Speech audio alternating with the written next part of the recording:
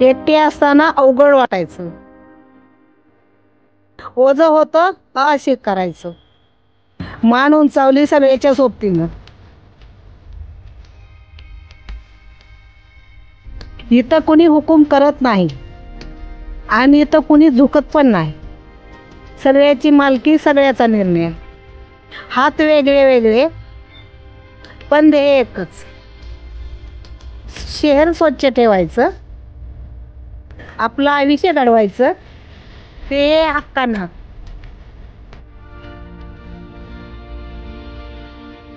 इथं काम आहे, ओळख आहे, स्वाभिमान आहे.